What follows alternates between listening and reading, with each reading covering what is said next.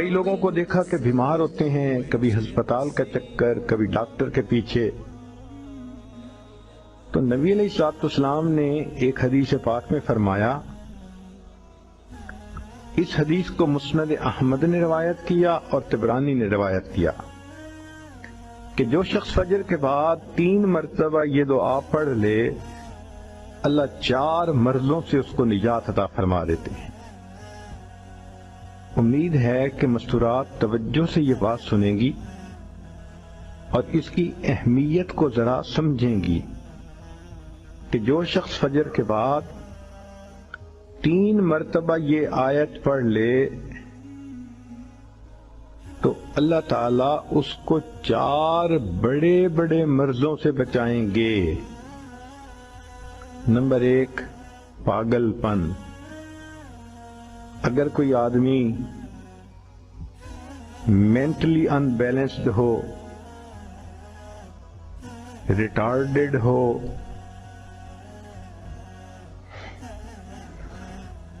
یا جس بندے کو چیزیں بھول جاتی ہوں یا چیزیں یاد نہ رہتی ہوں، ذہن سے متعلقہ جو بیماریاں ہیں وہ اسی پاگل پن کے زمرے میں آئیں گی.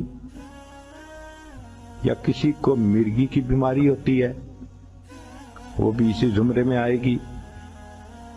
تو پہلی بیماری جو اللہ تعالیٰ دور کرتے ہیں وہ ہے پاگل پن، اور دوسری بیماری کوڑ پن. کوڑ پن کہتے ہیں چہرہ بدصورت ہو جانا. یہ بھی ہو سکتا ہے کہ برس کی بیماری ہو جائے، جیسے بعض عورتوں کو جلد بالکل سفید ہو جاتی ہے اور عجیب بدنما چہرہ ہو جاتا ہے، یا کئی مرتبہ جسم پہ تل اتنے نکل آتے ہیں، دانے اتنے نکل آتے ہیں کہ چہرہ بدنما ہو جاتا ہے، یا چہرے پر داغ پڑ جاتے ہیں کالے رنگ کے. تو چہرے پہ داغ پڑیں، چہرے پہ دانے بنیں، یا چہرے پہ برس کے نشان پڑیں، کوئی بھی چیز ہوگی وہ اسی کوڑ پن کے زمرے میں شامل ہوگی جس سے کہ چہرہ انسان کا بدصورت ہوتا ہو. یہ بیماری بھی اللہ دور فرما دیں گے. اب جن بیچاریوں کو بیوٹی پارلر پہ جانے کا شوق رہتا ہے اور اپنے فیس پہ پتہ نہیں کیا کیا پروسیس وہ کرواتی ہیں، تو ان کو تو چاہیے کہ وہ اس آیت کو یا اس فکرے کو بار بار پڑھیں تاکہ اللہ تعالیٰ ان کے چہروں کی خوبصورتی دیر تک سلامت رکھیں. اور تیسری چیز ہے اندھا پن.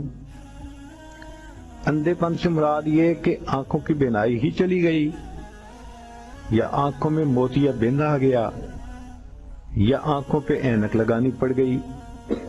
یہ سب ایک ہی بیماری کی تفصیلات ہیں. تو جن کی نظر کمزور وہ بھی پڑھ سکتی ہیں،